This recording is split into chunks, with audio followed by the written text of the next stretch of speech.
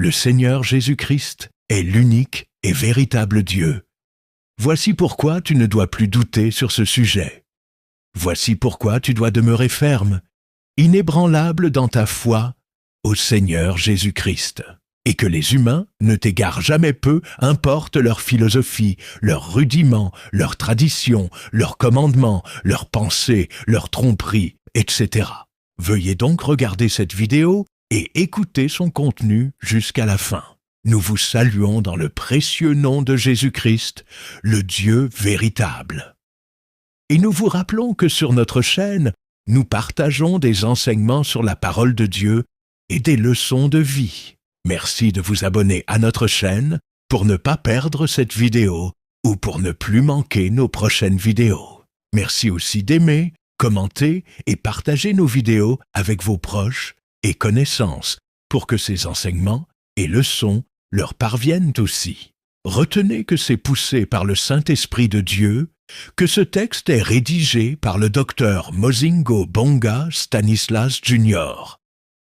Et il a tenu à en faire une vidéo pour édifier les gens à travers le monde. Sans plus tarder, entrons dans le vif de ce sujet. Dans ce monde, beaucoup de gens ne tiennent qu'à parler de Dieu ou Dieu le Père. Ils ne veulent pas qu'on leur dise que le Seigneur Jésus-Christ est Dieu. Ils prétendent connaître Dieu ou Dieu le Père, alors qu'ils ne le connaissent pas. Ils prétendent avoir Dieu ou Dieu le Père, alors qu'ils ne l'ont pas. Ils n'ont jamais vu Dieu ou Dieu le Père. Ils ne sont jamais montés là-haut, mais ils refusent de croire en ce que le Seigneur Jésus-Christ dit, alors que le Seigneur Jésus-Christ vient de là-haut. Ces gens endurcissent leur cœur. Ils refusent de croire en ce que dit le Seigneur Jésus-Christ. Ainsi, ils s'égarent sans qu'ils s'en rendent compte. Papa, maman, jeune homme, jeune femme, jeune garçon, jeune fille. Aujourd'hui, écoutez ce que dit le Seigneur Jésus-Christ afin que vous soyez sauvés et ayez la vie éternelle. Le Seigneur Jésus-Christ qui vient de là-haut dit ceci, dans Jean 3, 12 à 13. « Si vous ne croyez pas quand je vous ai parlé des choses terrestres, comment croirez-vous quand je vous parlerai des choses célestes? Personne n'est monté au ciel, si ce n'est celui qui est descendu du ciel, le Fils de l'homme qui est dans le ciel. » Dans Jean 14, 6 à 9, Jésus dit, « Je suis le chemin, la vérité et la vie. Nul ne vient au Père que par moi. Si vous me connaissiez, vous connaîtriez aussi mon Père. Et dès maintenant, vous le connaissez et vous l'avez vu. » Philippe lui dit, « Seigneur, montre-nous le Père, et cela nous suffit. » Jésus lui dit, « Il y a si longtemps que je suis avec vous, et tu ne m'as pas connu, Philippe. Celui qui m'a vu a vu le Père. Comment dis-tu, montre-nous le Père? » Dans Ésaïe 7, 14, il est écrit, « C'est pourquoi le Seigneur lui-même vous donnera un signe. Voici, la jeune fille deviendra enceinte, elle enfantera un fils, et elle lui donnera le nom d'Emmanuel. » Dans Ésaïe 9, 5, il est écrit, « Car un enfant nous est né, un fils nous est donné, et la domination reposera sur son épaule. On l'appellera admirable, conseiller, Dieu puissant, Père éternel, Prince de la paix. » Dans Matthieu 1, 20 à 23, il est écrit, « Comme il y pensait, voici, un ange du Seigneur lui apparut en songe, et dit, « Joseph, fils de David, ne crains pas de prendre avec toi Marie, ta femme, car l'enfant qu'elle a conçu vient du Saint-Esprit. Elle enfantera un fils, et tu lui donneras le nom de Jésus. C'est lui qui sauvera son peuple de ses péchés. » Tout cela arriva afin que s'accomplisse ce que le Seigneur avait annoncé par le prophète. « Voici, la Vierge sera enceinte, elle enfantera un fils, et on lui donnera le nom d'Emmanuel, ce qui signifie Dieu avec nous. » Dans Jean 1, 1, 4, puis Jean 1, 14, 15, il est écrit « Au commencement était la parole, et la parole était avec Dieu, et la parole était Dieu. Elle était au commencement avec Dieu. Toutes choses ont été faites par elle, et rien de ce qui a été fait n'a été fait sans elle. En elle était la vie, et la vie était la lumière des hommes. Et la parole a été faite chair, et elle a habité parmi nous, pleine de grâce et de vérité. Et nous avons contemplé sa gloire, une gloire comme la gloire du Fils unique venu du Père. Jean lui a rendu témoignage, et s'est écrié « C'est celui dont j'ai dit, celui qui vient après moi m'a précédé, car il était avant moi. » Dans Hébreux 2, 14 à 15, il est écrit « Ainsi donc, puisque les enfants participent au sang et à la chair, il y a également participé lui-même, afin que, par la mort, il anéantit celui qui a la puissance de la mort, c'est-à-dire le diable, et qu'il délivra tous ceux qui, par crainte de la mort, étaient toute leur vie retenus dans la servitude. » Dans 1 Jean 2, 13, il est écrit « Je vous écris, Père, parce que vous avez connu celui qui est dès le commencement. Je vous écris, jeunes gens, parce que vous avez vaincu le malin. Je vous ai écrit, petits enfants, parce que vous avez connu le Père. » Dans 1 Jean 2, 22-23, il est écrit « Qui est menteur, sinon celui qui nie que Jésus est le Christ? Celui-là est l'Antéchrist, qui nie le Père et le Fils. Quiconque nie le Fils n'a pas non plus le Père. Quiconque confesse le Fils a aussi le Père. » Dans Jean 10, 30, lui-même le Seigneur Jésus-Christ dit « Moi et le Père, nous sommes un. Papa, maman, jeune homme, jeune femme, jeune garçon, jeune fille, retenez que le Père et le Fils sont un seul Dieu. Le Père, qui est esprit et invisible, s'est rendu visible en prenant la forme humaine, en se faisant chair, et est venu dans ce monde pour montrer le chemin et payer le prix du salut. Le Fils, c'est le Père dans la forme humaine, dans la chair ou dans le corps physique. Dans Colossiens 1, 12 à 18, il est écrit « Rendez grâce au Père qui vous a rendu capable d'avoir part à l'héritage des saints dans la lumière, qui nous a délivrés de la puissance des ténèbres et nous a transportés dans le royaume du Fils de son amour, en qui nous avons la rédemption, la rémission des péchés. Il est l'image du Dieu invisible, le premier-né de toute la création. Car en lui ont été créées toutes les choses qui sont dans les cieux et sur la terre, les visibles et les invisibles, trône, dignité, domination, autorité. Tout a été créé par lui et pour lui. Il est avant toutes choses, et toutes choses subsistent en lui. Il est la tête du corps de l'Église. Il est le commencement, le premier-né d'entre les morts, afin d'être en tout le premier, et même en étant dans sa forme humaine, ou dans sa chair, ou dans son corps physique.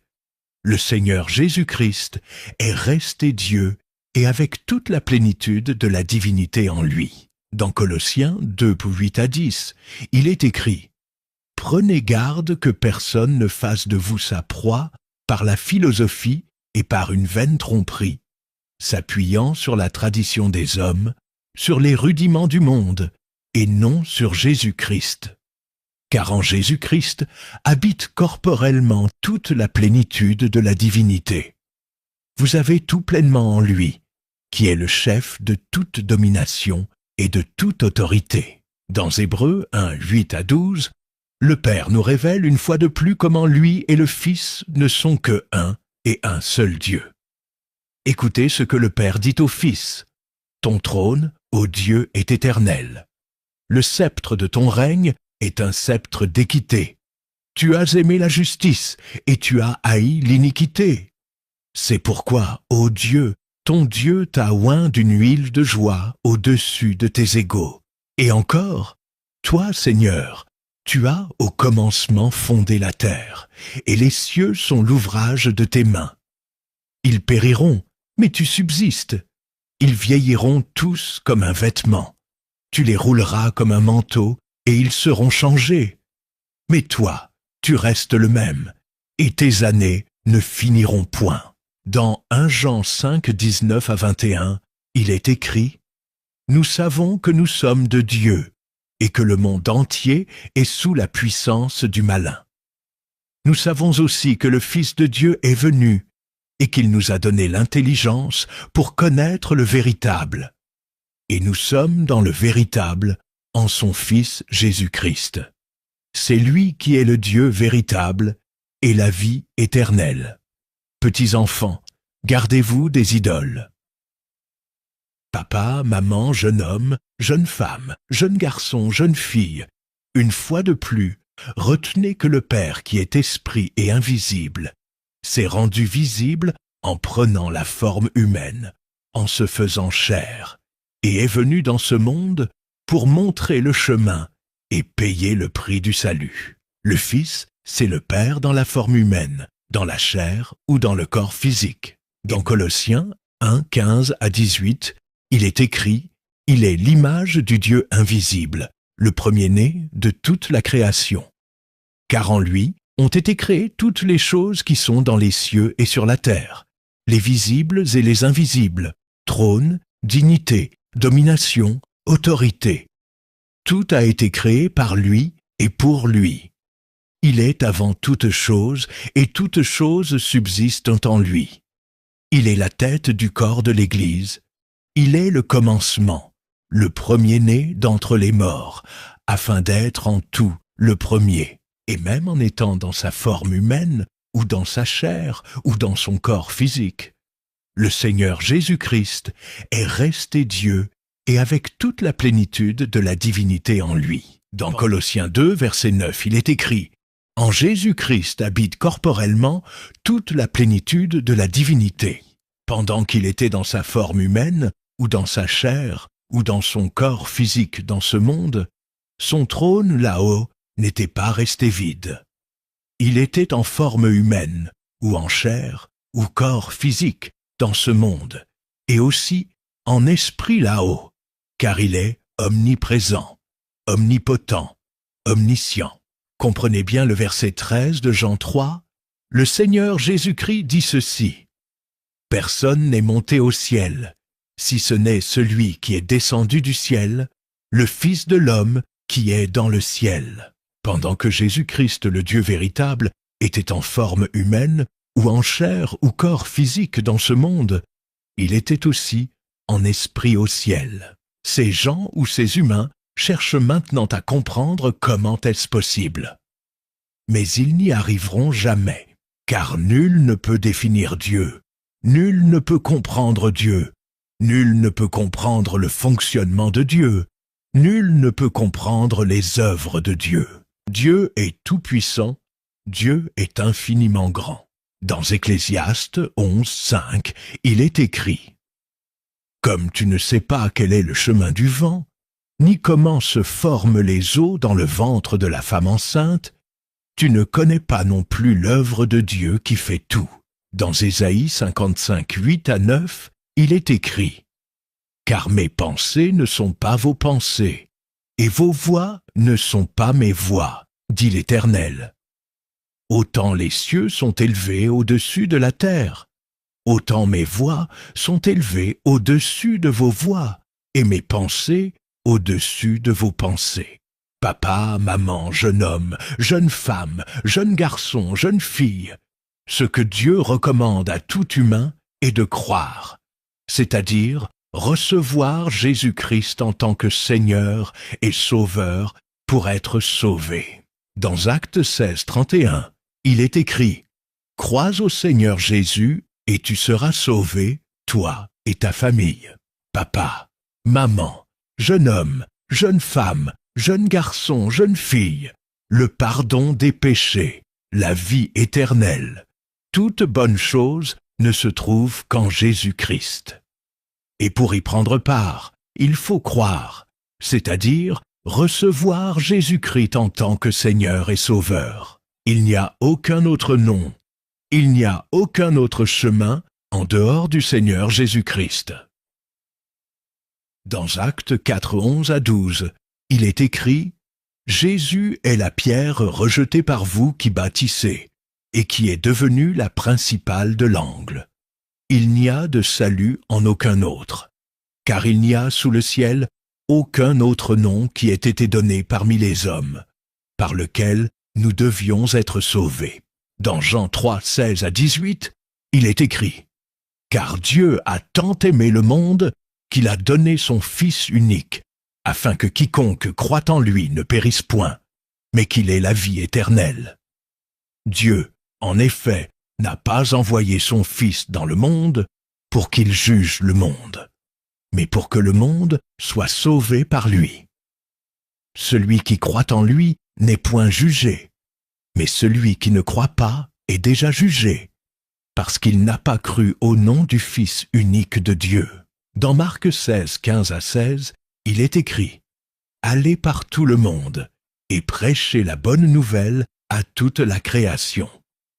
Celui qui croira et qui sera baptisé sera sauvé, mais celui qui ne croira pas sera condamné. » Dans Romains 1, 18 à 32, il est écrit « La colère de Dieu se révèle du ciel contre toute impiété et toute injustice des hommes qui retiennent injustement la vérité captive, car ce qu'on peut connaître de Dieu est manifeste pour eux, Dieu le leur ayant fait connaître. En effet, les perfections invisibles de Dieu, sa puissance éternelle et sa divinité se voient comme à l'œil depuis la création du monde, quand on les considère dans ses ouvrages. Ils sont donc inexcusables, puisqu'ayant connu Dieu, ils ne l'ont point glorifié comme Dieu, et ne lui ont point rendu grâce. Mais ils se sont égarés dans leurs pensées, et leur cœur sans intelligence a été plongé dans les ténèbres. Se vantant d'être sages, ils sont devenus fous, et ils ont changé la gloire du Dieu incorruptible en image représentant l'homme corruptible, des oiseaux, des quadrupèdes et des reptiles.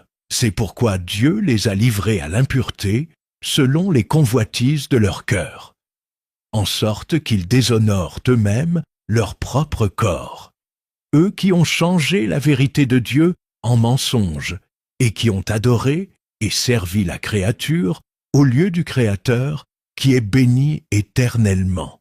Amen. C'est pourquoi Dieu les a livrés à des passions infâmes, car leurs femmes ont changé l'usage naturel en celui qui est contre nature. Et de même les hommes, abandonnant l'usage naturel de la femme, se sont enflammés dans leurs désirs les uns pour les autres, commettant homme avec homme des choses infâmes, et recevant en eux-mêmes le salaire que méritait leur égarement. Comme ils ne se sont pas souciés de connaître Dieu, Dieu les a livrés à leur sens réprouvé, pour commettre des choses indignes, étant remplis de toute espèce d'injustice, de méchanceté, de cupidité, de malice, pleins d'envie, de meurtre, de querelles, de ruse, de malignité, rapporteurs, médisants, impies, arrogants, hautains, fanfarons, ingénieux au mal, rebelles à leurs parents, dépourvus d'intelligence, de loyauté, d'affection naturelle, de miséricorde, et, bien qu'ils connaissent le jugement de Dieu, déclarant dignes de mort ceux qui commettent de telles choses, non seulement ils les font, mais ils approuvent ceux qui les font. Ainsi dans Marc 10, 14 à 15, il est écrit « Jésus, voyant cela, fut indigné et leur dit « Laissez venir à moi les petits enfants et ne les en empêchez pas, car le royaume de Dieu est pour ceux qui leur ressemblent. Je vous le dis en vérité, quiconque ne recevra pas le royaume de Dieu comme un petit enfant n'y entrera point. » Savez-vous pourquoi le Seigneur Jésus-Christ a dit cela? C'est parce que ces gens ou ces humains, au lieu de croire à ce que dit la parole de Dieu, ils tiennent à se plonger dans des pensées philosophiques. À cause de leur connaissance, intelligence et sagesse humaine, ils commencent à poser des questions qui ne valent pas la peine d'être posées, car ils n'arriveront jamais à définir Dieu, ni à comprendre Dieu, ni à comprendre le fonctionnement de Dieu. Et finalement, ils endurcissent leur cœur. par apostasie, par incrédulité, par endurcissement de cœur, ils se donnent aux traditions et commandements d'hommes, aux fausses doctrines, à l'idolâtrie, à la magie, au mélange, à la duplicité, à tant d'autres choses et pratiques que Dieu interdit dans sa parole. Ainsi, ils s'égarent, ils se dirigent vers l'enfer sans qu'ils s'en rendent compte. Tandis qu'un enfant n'agit pas de la sorte, il croit seulement à ce qu'on lui dit, il le garde et grandit avec s'en détourner. D'où dans Proverbe 22:6, il est écrit « Instruis l'enfant selon la voie qu'il doit suivre, et quand il sera vieux, il ne s'en détournera pas. » Dans Hébreux 4:7, il est écrit « Aujourd'hui, si vous entendez sa voix, n'endurcissez pas vos cœurs. » Papa, maman, jeune homme, jeune femme, jeune garçon, jeune fille, aujourd'hui vous voulez revenir pleinement au Seigneur Jésus-Christ, le recevoir en tant que Seigneur et Sauveur et vivre dans la sanctification? Veuillez répéter cette prière après moi. Seigneur Jésus-Christ, aujourd'hui j'ai écouté ta parole et j'ai entendu ta voix qui m'appelle. Me voici devant toi. Je reconnais que je me conduisais par ignorance.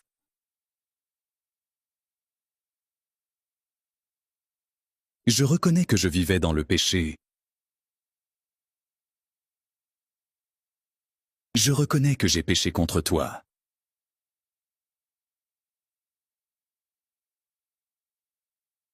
Aujourd'hui,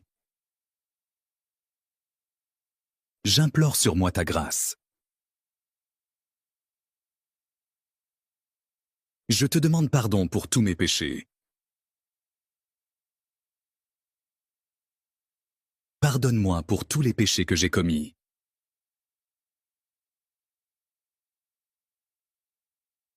Aujourd'hui, je te reçois, Seigneur Jésus-Christ. En tant que mon Seigneur et mon Sauveur personnel, cher Saint-Esprit de Dieu, viens m'aider dans ma nouvelle vie en Jésus-Christ.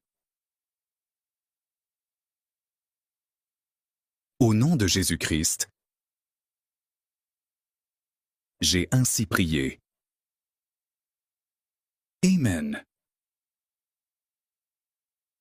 Jeune garçon, jeune fille, jeune homme, jeune femme, papa, maman, vous qui venez de faire cette prière, sachez que désormais vous êtes une nouvelle créature en Jésus-Christ, selon qu'il est écrit dans 2 Corinthiens 5:17. Si quelqu'un est en Christ, il est une nouvelle créature. Les choses anciennes sont passées. Voici, toutes choses sont devenues nouvelles. Ce qui vous revient à faire maintenant, c'est de grandir dans votre relation personnelle avec Jésus-Christ, le Dieu véritable. Cela en ayant une vie de prière et méditation personnelle de la parole de Dieu. N'oubliez pas qu'en ces temps, il existe dans ce monde beaucoup de faux serviteurs, beaucoup de fausses églises, c'est-à-dire des églises qui sont dans l'idolâtrie, dans la magie.